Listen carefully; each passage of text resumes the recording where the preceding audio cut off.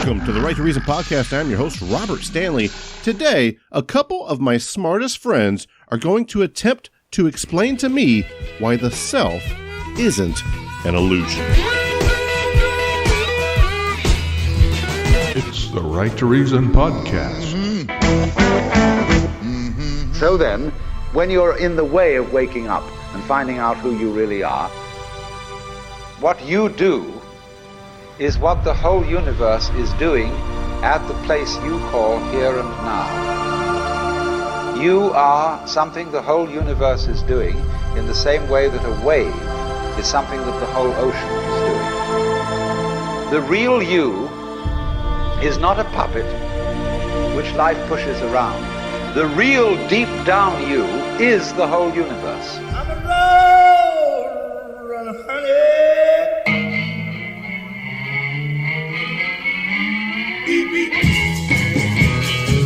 This episode of the Right to Reason podcast is brought to you by our patrons and contributors like me. We have all recognized the value of the unrestrained marketplace of ideas and have decided to make a difference. You can make a difference too.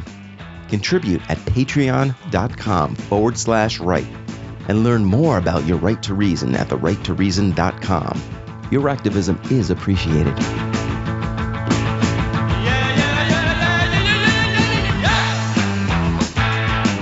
Today we're talking to Chris Shelton, Kaleb Graves, and Aaron Adair. How are you, gentlemen? Hey. Doing fine here. Awesome. You can Doing find well off school.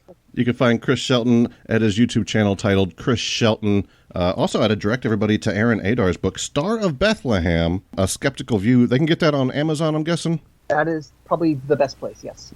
Cool. So I want to just play you guys this clip. It got me thinking. It's from Sam Harris. It was something he was working on whenever he was putting out his book, Sam Harris Waking Up, A Guide to Spirituality Without Religion. I loved that book. It was, man, I know it's in my top 5. It's up there with How to Win Friends and Influence People. Are you guys familiar with that classic? Yes. I was reading it at work one day, and one of the maintenance guys goes by, and he just starts laughing at me and starts yelling at everybody. Is like, "Hey, look at this dork! He didn't know how to have friends. He wants friends."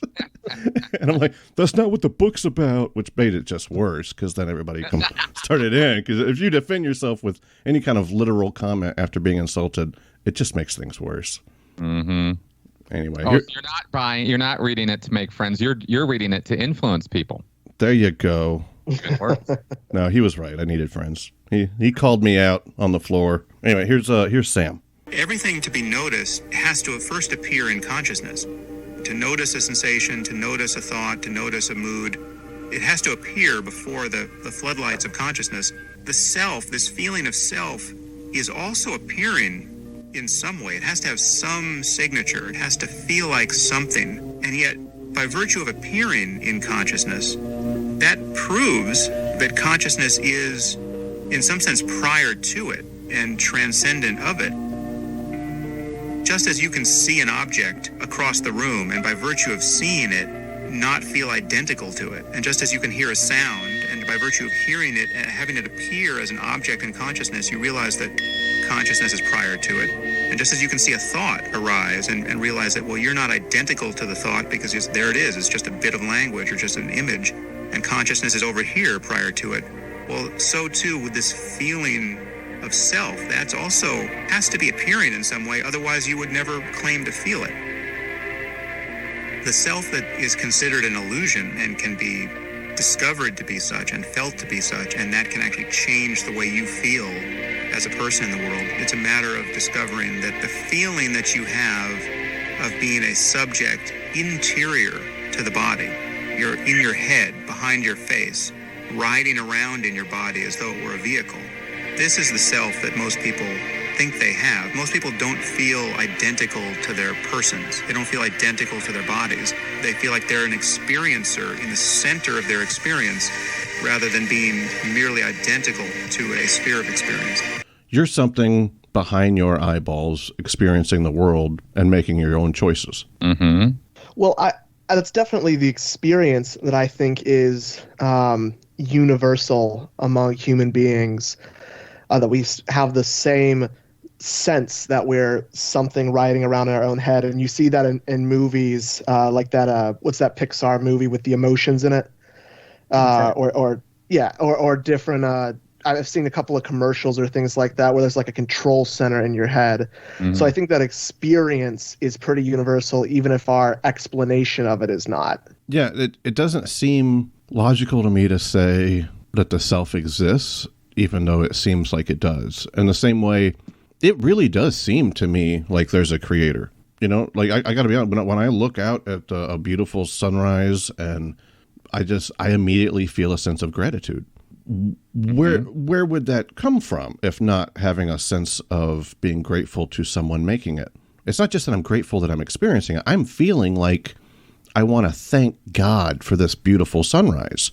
But logically, I feel very confident that God doesn't exist, that the sunrise is just a simple result of the ball of rock I'm living on turning. It's interesting because that sense that you have, I guess there's probably some word for this, but you know, this idea that agency exists in the universe and that things are caused is, I think, a fairly universal human trait.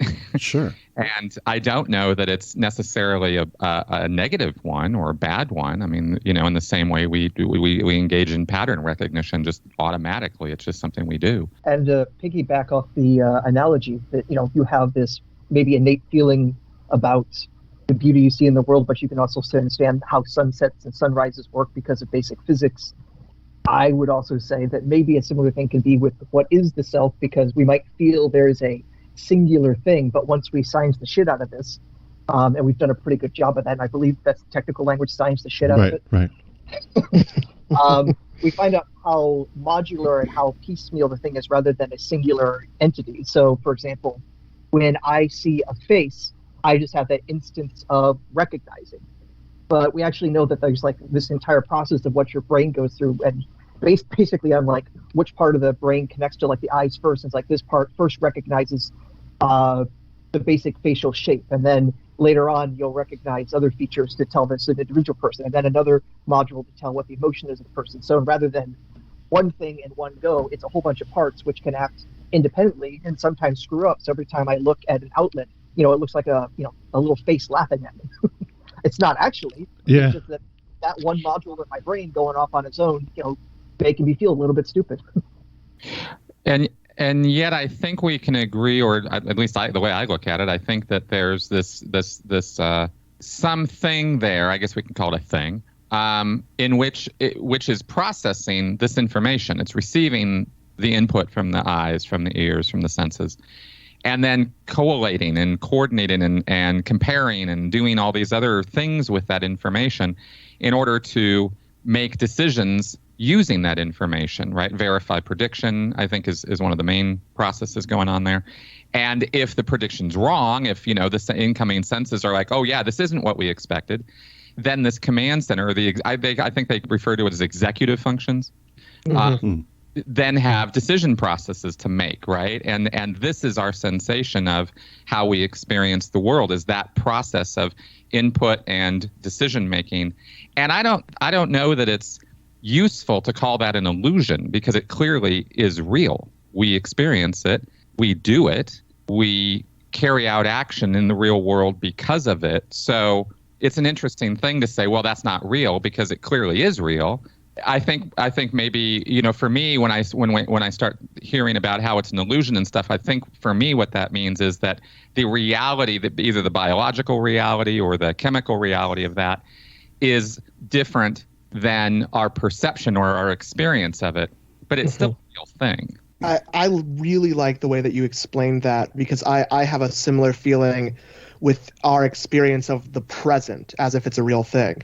Once all the neurological processes are finished, by the time it gets to our executive function, our what we experience sensory, is about 1/10 of a second behind what is happening in the present. We perceive what we're experiencing as the present, but we are always experiencing the past. That does not mean that our experiences aren't real or that our decisions aren't real, but our specific perception of how we put all of these experiences and sensory experiences into a system, that is the illusion that arises out of that. Mm-hmm. I would agree with that. I'd agree with that. And it's interesting, if nothing else. It's like I have no head, right? That concept of, if I just live my life going through it without testing that theory, it seems pretty obvious that I have no head, because I hear things, I put food into this invisible place beneath my eyes, you know, I see the world, I can see the body beneath my head, but experientially I have no head. But obviously I can scratch my head whenever I have a thought, or, you know, I can see it in a mirror. I feel that the self is kind of similar, whereas you feel like you have a self, but the more we test that, there doesn't seem to be any evidence for it aside from intuition. Well, and our lived experience. I mean, I have to challenge this a little bit on the point of practicality, because who am I interacting with if not you yourself, right here and now? Okay, so Chris and I disagree clearly, and that's great. That's great. Aaron and Kaleb, do you guys believe in the self? Do you believe it exists? I would probably say more that whatever the self is, it's not this singular entity, that it seems to be kind of like the hodgepodge of all the things the brain does together. And a big part of it is also not only the different modules, but also the regulations of them. Because as you might find out with a few, good sips of alcohol, your regulations of certain things start changing. And we can understand that completely in chemical terms. It's not that you take a sip of alcohol and another self comes in. It's the regulations going on inside your brain that are a bit off, and those executive functions kind of step out of the way a little bit, and things that might have seemed like a bad idea beforehand suddenly look like the greatest thing you could possibly do until you find out, oh, your leg is broken. Whoops. Exactly. And yet there is still a decision-making process occurring. There is still evaluation of perception occurring, calculation occurring based on that perception. So there's all those processes are still happening to one degree or another. And sure, I think, collectively we could look at all of that and go, well, that's me.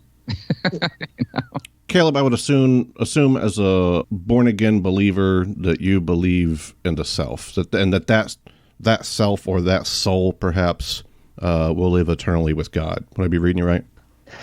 I don't entirely know what an afterlife would look like with the self. That's not something that I speculate terribly strong on.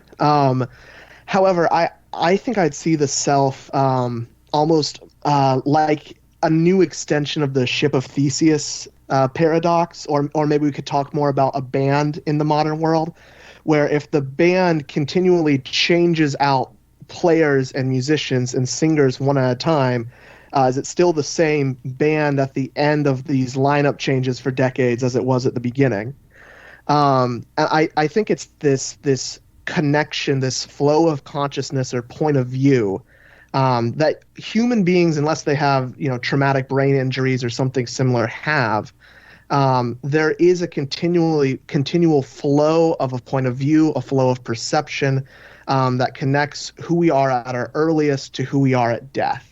So I don't think it's a single static thing that doesn't change or develop or form, but instead it's this chain link of experiences and being in our world that can be very different at different points in our life, but still form a self of sorts.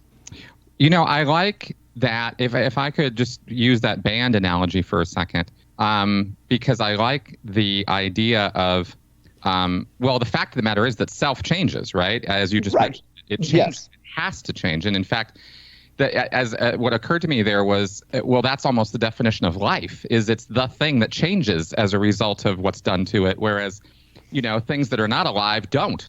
Exactly. They're just stuck there. They cannot change. And we, on the other hand, are in a state of continual and constant change that we can't help but change. So the band analogy is cool because I think of a group like Chicago, right? It's probably gone every single band member has changed. And you can't say after 20 years they're the same band as they were when they started. But you also can't say I'm the same person as I was 20 years ago. I'm a completely different person. Every cell in my body has changed. has died and been replaced. And yet the experience of a continuing survival with a continuing sense of purpose, meaning, direction, etc., is constant. It's always there. And that, if anything, is who we are, or our sense of self. I think it's that phenomena, Mm-hmm. And I think that's what scares a lot of people about death, is that's a change in the self, right? And we die continually through our lives. Who the self is that I am today will not be the self I am in 20, 30, 40, 50 years. Right. But it's that suddenness. We have that illusion that our self remains the same, or we like to pretend we're remaining the same. So death is a particularly scary thing, because we're forced to face the fact that the self is not static. It does change, and who we are is very fragile and easily changed. I'm also thinking with the band analogy, it's a matter of how big the change is and how discontinuous it feels. If it's a 60-member K-pop band and they replace one of the members, you may not notice, but when Jim Morrison was gone, that's effectively the end of the Doors, even if you replace him. True. So where is the self that you guys are referring to? Where would I find it? I mean, if we say you play a few notes on a guitar, those sound waves exist, and in some, one might say, objective sense of when these notes are played, they create a certain feeling within another person, and we say that song is happy or that song is sad. But where do we find the person experiencing the happy and sad? It's clearly not in your arm or your heart or inside your skull casing. Well, it's kind of, I would posit it's your whole body, because we experience emotion throughout our entire body from head to toe. Mm-hmm. And we experience sensation in our entire body from head to toe. And my argument on that is, if go hit somebody's toe with a hammer and you'll change their mind, right? Right. I mean, it's a whole experience. And there's also, of course, arguments that your environment, your immediate environment, also is part of who you are, because of the fact that it is constantly changing the condition of yourself and your sense of self. But this is not something we can easily brush off. It's actually a philosophical problem that has never been solved, unless you're what are those people called? Were they? Yes. Yeah, no. Sorry. Emerson Green thinks he's one of the guys that believes in this, and I can't think of the name of it off the top of my head. Panpsychism. Thank you. Yes, panpsychism. But the hard problem of consciousness, at least in common philosophy, at least in mainstream academia philosophy, is yet to be solved, and that's asking the question: where's this linkage? To say it really basically, you can say you feel a certain thing, and then we can look in your brain and go, oh yeah, look at all that dopamine racing through there. There's neurons firing, but there's no link between those two, between the qualia and the actual physicality of the world. There's no link. Not that we know of. We haven't been able to locate it. Well, perception would be that link, wouldn't it? Yes, but you would have to tell me. Perception can be very relative, right? So the experience is different from person to person, even though they are perceiving, let's say, the same object. Okay. But that doesn't change the fact that they are all being influenced by the perception of the same object, right? Right. So I'm thinking of this one study on the color blue, comparing Russian and English concepts of blue. Mm-hmm. And somewhere between perception and recognition in the string of consciousness going from the outside world into what we would call the self. Mm-hmm. If you asked Russians which colors were closer that you showed them, and it was two colors that are blue and one color that we'd probably describe as dark green, they would say the dark green and the dark blue were closer than the dark blue and the light blue. Of course, that's not the same for English speakers who see a light and a dark blue and a dark green and say, well, of course, these are blue. Mm-hmm. So they're more similar to each other. Right. So while we're sensing the same things, we're perceiving the same things, there is some link between perception and recognition that alters the way in which we recognize the world. It is a it is not tangibly, obviously, but it is an actually differently perceived and recognized world to a Russian speaker as it is to an English speaker. If I might suggest maybe a different word than recognition in your analysis there. Sure. And instead use the word interpretation, because I think that all English and Russians are recognizing, oh, I've perceived a color or a series of colors. I mean, that recognition is there, but how they interpret it is different. And I think that interpretation speaks to acculturation, language, background, environment, etc., right? Yes, absolutely. Okay, cool. I feel like a lot of the justification that I have for doubting the existence of the self is based on me doubting the existence of free will. I thought this might go in this direction. Sure. Where do each of you stand in that regard? I don't have a choice in the matter. Of course. Yeah, I don't really have a choice. Yeah. I was in a Calvinist Arminian debate a few weeks ago, and it's the exact same jokes, just stripped of religious material every time. Yeah. I think honestly, I've done a whole. I've dived through Harris on this, and I've looked at Dennett and stuff, and I've had some interesting conversations with friends about this who have challenged the idea of what Harris and Dennett put out. And I think that I was convinced that it's sort of Schrodinger's will. It both does and doesn't exist at the same time, depending on how you're looking at it or what layer or what level you're looking at it from. From a biological level, we have a very solid argument that, yeah, you're not in charge of everything. And this is something I think that's pretty common sense at this point. There's all kinds of things your brain is telling your body to do that it's never consulting the executive function layer on. Right. It's just doing it, right? So, so you say, well, do I have, free will? Well, if that means the ultimate power of choice over what your body is doing, no, you don't. Of course not. If it means, can I make decisions about my future? Yes, of course it does. You're the one who decided whether you're going to go to college or not.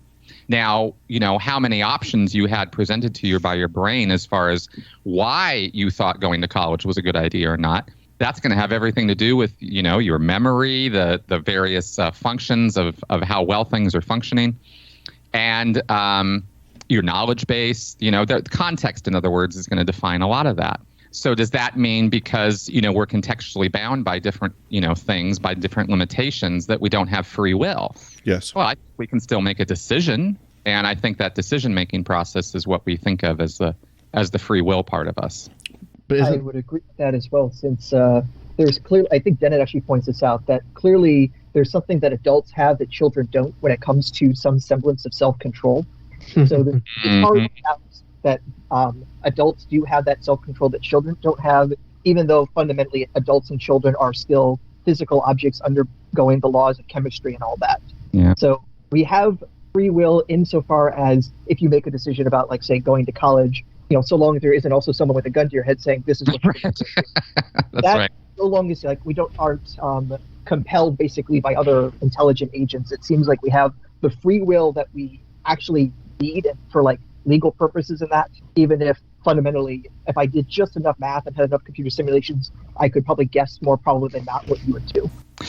Yeah, and that always comes down to the interesting argument of assuming that if we had this supercomputer and we could plug all the variables in, right, then we would be able to predict somebody's behavior down to the nth degree. But I push back on that because, of course, none of us live in a vacuum. So your supercomputer is actually going to have to be able to take in all the variables of the entire universe in order to determine what you are going to do in any given moment with utter certainty. You understand, right? So it's an interesting point on that environmental influence as well. I don't need perfect certainty. Like, you could say the same thing when I drop an apple. Yes, I would have to account for every single molecule in the universe to account for all the gravitational forces. Right. But if I say within measurement error, how long does it take for this apple to fall? I can figure that out without accounting for the black hole in the center of the Milky Way galaxy. Of course. So, it depends on how accurate you want to go. That's right. And if I want to say 99% confidence, this is what you're going to do, that's good enough for me. If we could ever have a model that good for something. Yeah. Speaking of Dennett, I wanted to play you guys something from old Danny. That's what I call him. But here's.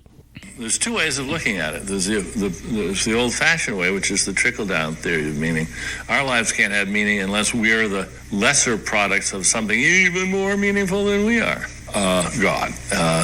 We're God's creations, God's army, God's tools, God's toys, God's playthings.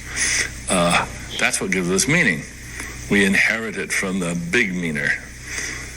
The other way of looking at it is the bubble-up theory of meaning, which says the universe starts off without any meaning, and there really is no point to it. But it's possible for life to evolve, and it does, and we eventually show up. And we are meaning makers, and we care. Initially, we just care because that comes along with our instincts. That's part of our biology. But as we think and reflect and care, things begin to matter more to us. And what could be more important than the things that matter the most to us? That's who we are. And we can meet in rational exploration and mutual persuasion and decide, here are the things that are really important. Do we all agree? Now, maybe there's always going to be a few outliers, people that just don't get the point of it or go their own way. Well, okay, as long as they don't hurt us. But pretty much there's agreement about what ought to be done, what a good life is, what a good life for others is. There's always room for improvement. Once you've got that, and that's homegrown ethics. It's not an edict from on high. You don't have to be told by an eternal being what's right and wrong. You figure out what right and wrong is. Then you're motivated to act on this. And I look around the world and see so many wonderful things that I love and enjoy and am the beneficiary of, whether it's art or music or medicine or clothing and food and all the rest. I'd like to add a little to that. That's the way, rather than thanking God, this non-existent benefactor, the way to thank the human beings that created all this is to create a little bit more, if I can, and add to the goodness in the world. What if meaning for us relies a lot on the value of our own consciousness and self? So in the same way, to a dog, it derives much more meaning from the sense of smell. Its vision's not even that great. Hearing, exceptional, but in comparison between us and a dog, its sense of smell. I mean, I've often wondered, like, we think in terms of like video segments playing like a movie in our head, right? And it's always kind of within the structural system of language. You know, you talk to yourself in your own head, and you have this inner monologue.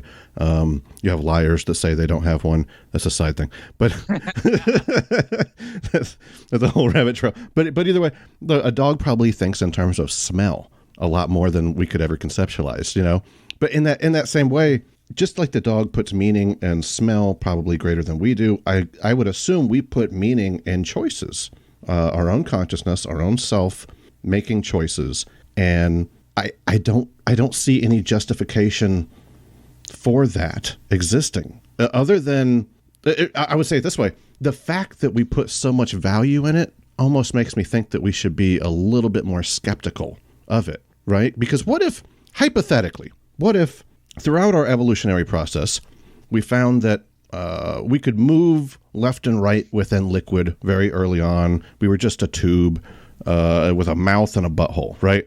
And the better we could navigate this liquid that we're within, the better that we can attain more food. And as this went on, we started to develop better means of moving ourselves. We're basically still just tubes, but we're tubes with lots of extra stuff on it. And somewhere along the way, our evolutionary process found that we tend to avoid problems and to find resources a lot better if we think that we're making these choices ourselves, because then it adds this value, this meaning that Dennett was referring to in our own lives and gives us a little bit more effort. Like the kid going to pick up something heavy off of its mother. That kid, how could that child lift something this heavy? You know, well, it really meant a lot to him, and that boosted more testosterone. That boosted a little bit more ambition, a little bit more willpower, as it were. Maybe not free willpower, but willpower. Is that a possibility? Could the self just be a result of the evolutionary process deceiving us? I'm just not sure that viewing it through the lens of deception is useful, I guess. The more I think about this, the more I'm wondering why this is a necessary part of the argument, that we're somehow evolved to engage in self-deception is an interesting concept. You know what I mean? We do it with our vision. We do it with everything coming in is actually upside down, but our brain puts it right back the way it was, right? We do it with... for all intents and purposes, it's really not upside down. Right, but that process is turning that around, right?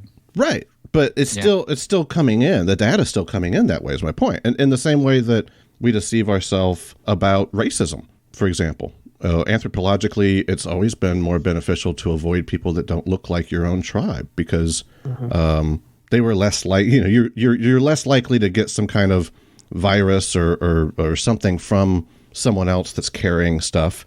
So racism is a deception that was necessary in our infancy of social development, whereas now we're starting to realize, oh, we got a problem. Again, I would actually probably agree with Chris that at least the model of deception seems a bit off, because when if I use the word, someone is deceiving me, that implies the person telling me the thing or doing the thing knows what reality is, but is trying to make me think something else. Right. So that's one thing. But also, I would say more just that because I'm seeing, my understanding of how the brain is, it's a whole bunch of things all going off at once, and some level of regulation for it to try to actually get through the day. It's a matter of maybe your eyes tell you one thing, but that doesn't make sense with other senses or other modules going on, and so something has to be regulated just so that way you're not just sitting there shivering back and forth, not figuring out what you're actually even looking at. It might even be a similar thing with life, that any sort of living thing, maybe it's not doing what you might realize is the most ideal thing to find food or something else like that, but it's just trying to do the various chemical processes to just, as best as it can tell with what sensory information it has, and that to maintain homeostasis. The brain might just be doing some sort of similar thing. What do I need to do to make it so I don't have to put in so much energy that I melt the skull and make this piece of meat move forward long enough to find enough food, enough sex, and everything else to get to the end of the day? Yeah. I mean, let me throw this out there as a comparative maybe, is one could think that we are deceiving ourselves, or that our brain is actively deceiving our executive functions, maybe, as we've sort of, posited this, by not giving you all the awareness of all the inputs it's receiving 24/7. Sure. Right? Yeah. And yet, you could use the word deceive or fool or, or get one over on you. But the fact of the matter is that if the brain didn't do that, you would be in a state of complete overwhelm 24 hours a day. I mean, there's just too much processing, just too much information coming in. And it is coming in 24/7. But your brain is tuning out a bunch of it before it gets to the executive level, the part where we start, being aware of what we're being aware of. The exceptions being, for example, when you're in a crowded room or a party or something, you hear your name from across the room. Somebody says your name, and both, that perception is allowed to go through because it's your name. It's important. But all the other stuff just fades into the background. We call it background noise and that sort of thing. We're not actively processing it. So is our brain deceiving us, or is our brain simply serving us in the best way it can so that the executive functions are as efficient as possible? Yeah, to defend the term deception, there might be semantics a little bit, but I get your point, and I certainly didn't intend to imply agency to our brain or to evolution. I'm actually arguing the antithesis, right, about the brain at least. But right. But as far as the evolution, primates will show their teeth with eyebrows up, and that's a symbol of submission to the alpha male, right? Primates will show their teeth with eyebrows down, and that's hey buddy, I'm about to fuck you up Get away from my gal. And, the same, like somebody says something uncomfortable in reference to like racism earlier, like somebody says something like, and that's why racism is actually, it's a natural thing. If you were to rephrase what I said, then everybody go, ee, and you immediately with that sound you're hearing, my teeth are clenched and I got my eyebrows up like, uncomfortable. But it's not like I'm claiming evolution had a plan, that it wanted us to show our 32 bones in our mouth to each other. It's just that doing this over time has aided our survival. And I wonder if, not to beat a dead horse, but my whole point was that maybe the illusion of the self aided in our survival and the passing on of genes.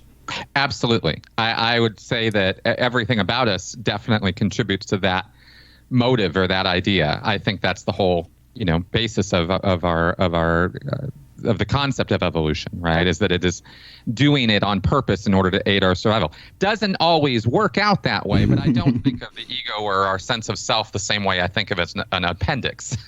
Right. Or, our 13th rib or whatever. I think it might have a little bit more use than that.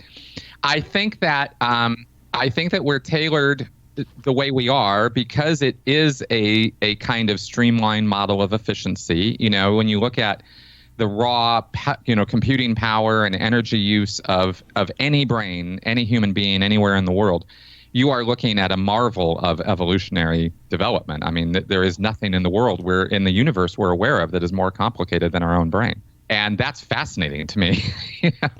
So right. I think we are only just barely getting our foot in the door. I think we've barely cracked the door in understanding this mechanism and what it's actually doing. And we've come up with already many models, many ways of looking at it. So I think if we're really going to be honest, I think we need to, the conjecture that we're making on this, I think, is very tentative. Mm-hmm. Well, if I could jump on that too, I think I agree that it's very tentative, and I think it's a little bit ironic that the sound clip we just listened to talks about not having a top-down approach to meaning, right? Yeah. Where we have this meta-narrative of the universe or the big meaning that we take part in, therefore our lives have meaning. Yeah. But we are creating a story right now of the purpose of life or of evolution that we are taking part in, and it's still sort of a as much as we're saying it's a bottom up, it's still a top down sort of approach, because human beings are story makers. We like to be a part of a story, even if we claim there isn't one. But I also think it's interesting that this sort of way of approaching meaning obviously has its roots in existentialism. But if you look at like a Maslow's hierarchy of needs, with obviously all the problems that go along with that paradigm, but it's still useful. This is approaching the problem if we have all our needs met from up until self-actualization or transcendence. There are billions of people all over the world that don't even have their physiological needs met. That's right. I think that's the true bottom-up creation of meaning, where you literally, we're not sitting around on Skype talking about the suffering in the world or what our meaning is, or if we're just a little speck in the wind. These are people that are actually experiencing it and have to come up with their own meaning. Honestly, I think if we want a bottom-up meaning for life, what is life supposed to be without a meta-narrative, it's not going to come from us philosophizing. It's going to come from listening to people who are actually experiencing those needs, out of which meaning may have evolutionarily arrived. Well, I like bringing in Maslow's hierarchies, because I think that when we talk about this idea of meaning, we talk about it with this weird idea that there's only one. Yeah. Mm-hmm. Right? Oh, there's only one meaning that we're all supposed to have. Well, okay, I guess that's living, because that's the only thing all of us are doing, right? We can't agree on anything. We can't even agree that the earth is round or the sky is blue or that you have to breathe. I mean, to go talk to the Breatharians, right? I mean, there is nothing that we all agree on, but there are things we're all doing, and and we can look at those things and go, okay, well, those are clearly purposes, or could be regarded as giving our life meaning. For example, If you can't if you don't have a job and you don't have money, then your priority and meaning in life is going to be getting your next meal. Yeah. And that's going to be about as far as your meaning is going to go, right? So I think that hierarchy thing is interesting because I think you can actually map purpose against the levels of that hierarchy. As each level is met and you move up the line, the purpose changes. The meaning of life changes, you know? Yeah, and even people who, again, don't even have their daily physiological needs met, they'll start to ask different questions about why that is compared to us who are living in self-actualization. Mm-hmm. So at the lowest levels, they're still asking, why don't I have enough food for the day? Oh, you know, why do my kids keep dying in childbirth? They're asking a lot of the same questions, but they're in such a different place of need that they are tapping into something that we probably can't understand if we've never been there.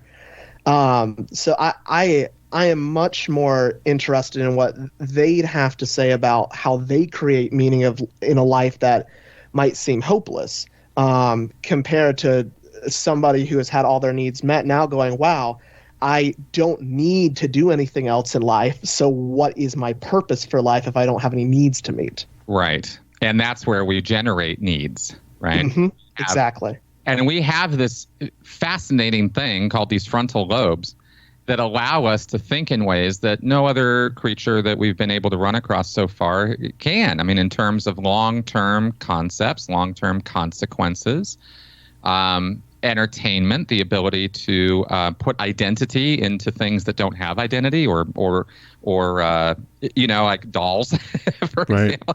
You know, no chimp is ever going to do that. Right? They can't watch a movie and get meaning out of it. We can, right? So we have meaning by proxy.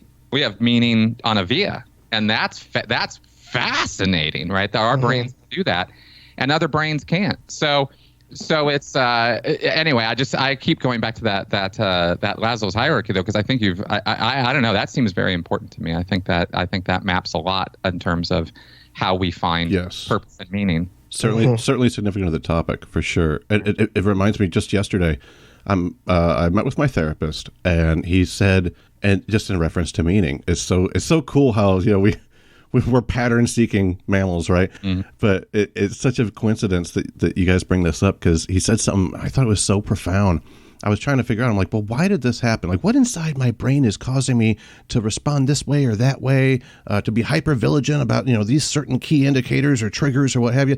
And he goes, Robert, stop. He goes, look, we are so worried about figuring out the why, we forget to look at the how.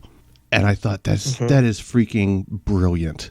The how, as to how do I get past this thing? How do I fix this? How do I have a healthy mental state, you know, going forward, or a healthy lifestyle? And we really do kind of fixate on the why don't I have my cheeseburger right now when I'm hungry? Mm-hmm. I had to personally do some self-regulation, because my first thought was, can I have cheeseburger? And I realized, no. Right. That would be free won't instead of free will. Yeah.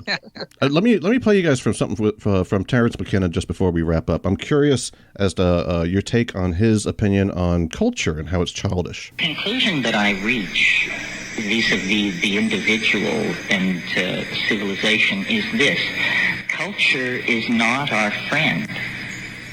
Culture is not your friend. It's not my friend. It's a very uncomfortable set of accommodations that have been hammered out over time for the convenience of institutions. A young man gets his first dose of the news that culture is not his friend when told that he's going to be given an air ticket and some training and sent to an exotic country to kill its inhabitants in the name of some political ideal.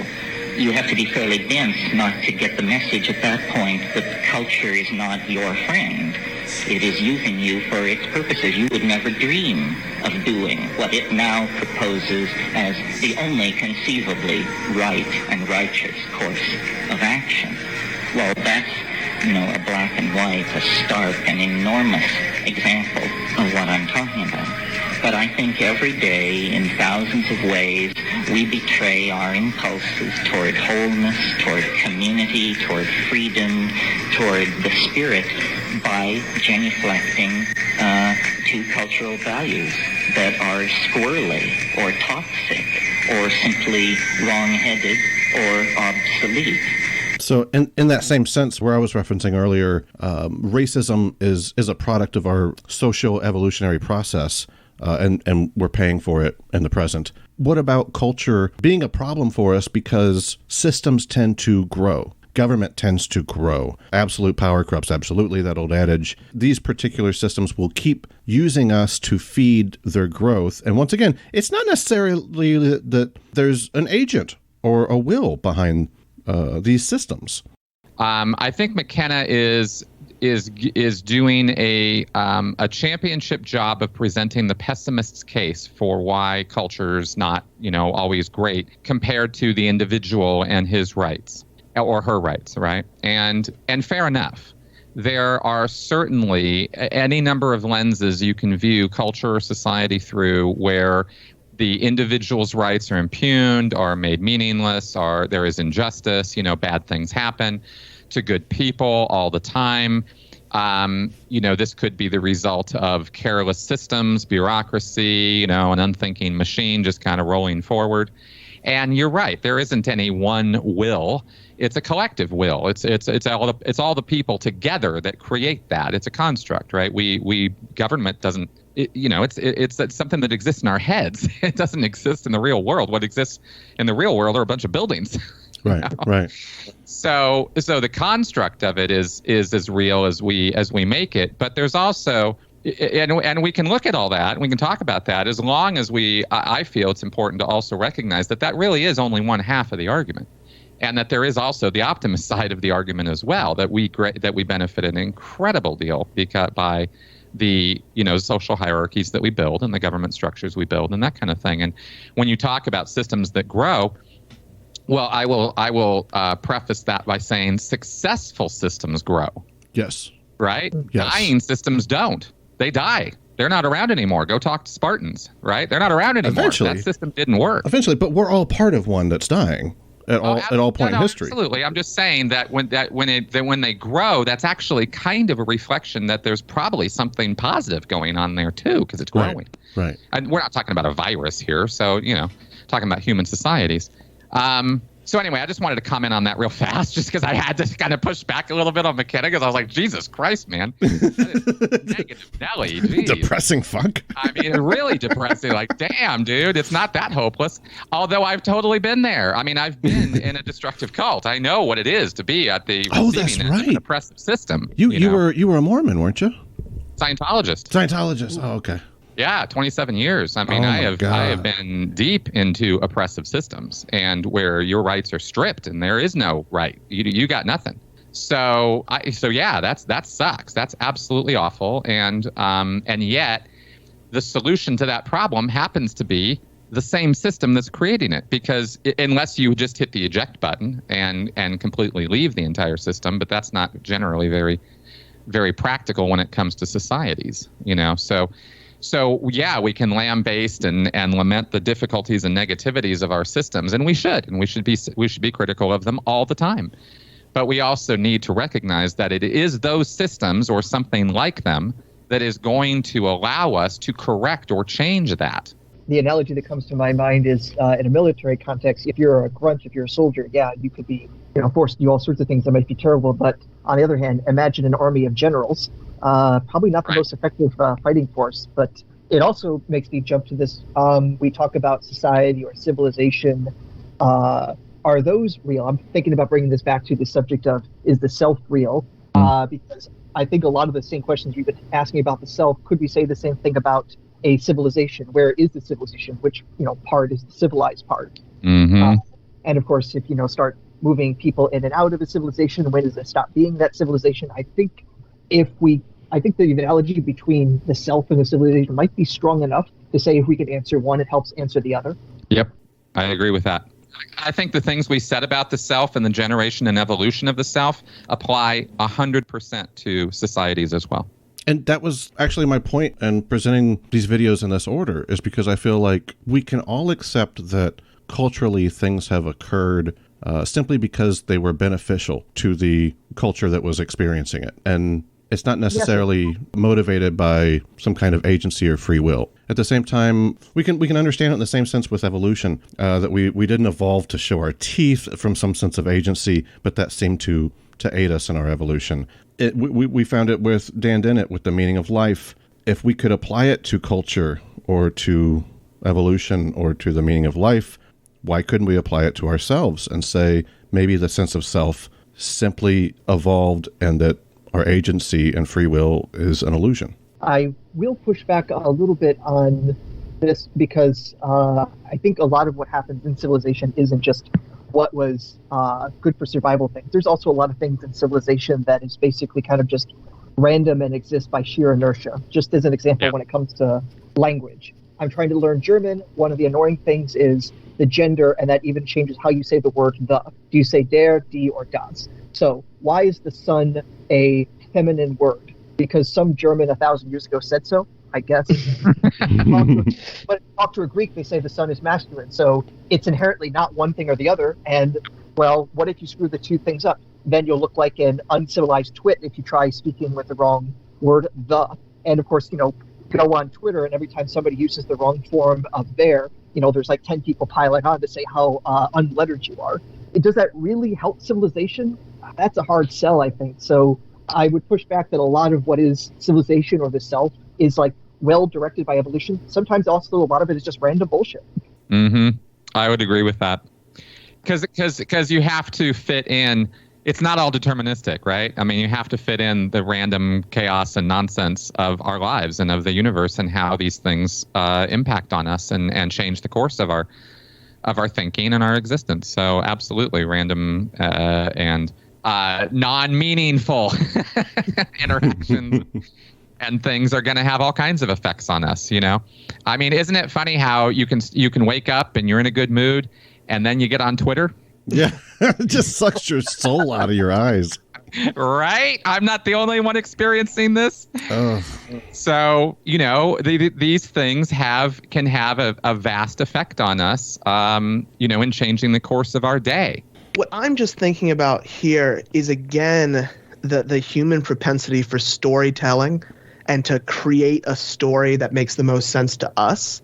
So the story that's being made sense of here, it compares the civilization to the self and the ways that they develop and change. And that's a narrative that we're creating to kind of make sense of those two topics. Yep. I think it's interesting. I just thought of this when we talked about the hierarchy of needs and reaching self-actualization. And I can't remember which of the two guests here also mentioned creating needs. That reminded me of Ted Kaczynski, the Unabomber, going on for pages and pages about surrogate activities. That civilization forces us to reach this point where we create new needs, so we create more problems, so the system gets bigger, and it hurts people more and more and more. And sure, we'll get to the point where it'll be okay, but it causes a lot of human suffering. That is another narrative of the self, civilization, and creation of meaning that can be brought out of this same conversation. We touched on several of the same topics and some of the same ideas that the Unabomber brought together and said civilization is inherently bad and we need to go back to the Industrial Revolution has been a disaster for the human race. So I just wanted to add that I think it's important to recognize that this is a story that we're creating to make sense of these two concepts, and radically different stories to make sense of these contexts can be created by people from different backgrounds, from different cultures, from different experiences that we might not even consider worth thinking about. So I just wanted to add that we are creating a story, but from these same data points, entirely different stories have been made by others. Everybody can find Aaron Adar's book, Star of Bethlehem, A Skeptical View, on Amazon. Please, please, please go to Chris Shelton's YouTube channel titled Chris Shelton. Fantastic content. I love it, Chris. And also, thank you, Kaleb. I really appreciate you coming back on. What is this, your fourth time, maybe? I think so, yeah. Guys, thank you so much. Thank you. Thank you.